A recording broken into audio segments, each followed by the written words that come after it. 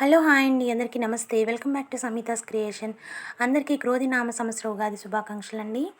ఉగాది అంటేనే మనకి ఉగాది పచ్చడి. ఈ ఉగాది పచ్చడిని ఎలా తయారు చేయాలనేది ఈ వీడియోలో చూద్దాము. దీనికి ముందుగానే ఒక 100 గ్రామ్స్ మిరియాలని ఇలా మెత్తగా పౌడర్ చేసి పెట్టుకున్నాను.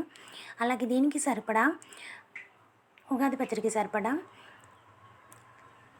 వేపపూత, అలాగే మామిడికాయలని 4 మామిడికాయలని ఇలా సన్నగా కట్ చేసి పెట్టుకున్నానండి. 3/4 కేజీ చింతపండుని, కేజీ బెల్లాన్ని తీసుకొని ఇలా నానబెట్టుకున్నాను.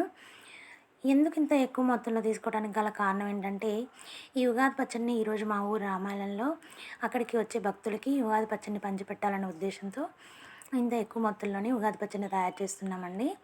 సో ఇప్పుడు దీన్ని ఎలా తయారు చేయాలనేది చూద్దాము. ముందుగానే చింతపండుని, బెల్లాన్ని నానబెట్టుకున్నానండి. అలాగే మిరియాలని ఇలా మెత్తగా దంచి పెట్టుకున్నాను. ఈ నానబెట్టిన చింతపండు, బెల్లాన్ని దాంట్లో నలకలు ఉంటాయి కాబట్టి ఆ నలకలన్నీ ఇలా వడపోసుకున్నానండి. నానబెట్టిన తర్వాతకి దాంట్లో ఉన్న నలకలన్నీ ఇలా బయటకు వచ్చేస్తాయి. ఇలా ఒక బిందెకి క్లాత్ కట్టేసి బిందె మీద దాంట్లో ఈ నానబెట్టిన మొత్తాన్ని ఇలా వడపోసుకున్నానండి.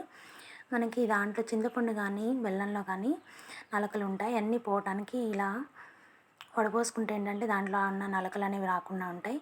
అలాగే మనం తీసుకున్న వేపపూతని శుభ్రంగా వాష్ చేసుకొని ఇలా దీంట్లో యాడ్ చేస్తున్నాను. అలాగే మనం ముందుగా కట్ చేసి పెట్టుకున్న మామిడికాయ ముక్కల్ని కూడా దీంట్లో యాడ్ చేసుకుంటున్నానండి.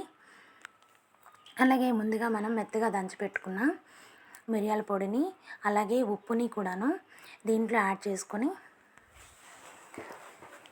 ఈ మొత్తాన్ని కలిపి ఒకసారి మొత్తాన్ని మనం తిప్పుకుంటే సరిపోతుందండి.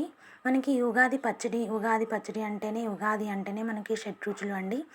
కొత్త సంవత్సరంతో మన జీవితం కొత్తగా స్టార్ట్ చేయటం అంటే మన జీవితంలో ఎలాంటి తీపి, చేదు, వగరు, ఉప్పు, కారం ఇలా షడ్రుచులతో ఉంటుంది కాబట్టి వీటన్నిటిని కూడా మన జీవితంలో యాక్సెప్ట్ చేసి ముందుకు సాగాలనేదే ఈ ఉగాది పచ్చడి యొక్క అర్థము.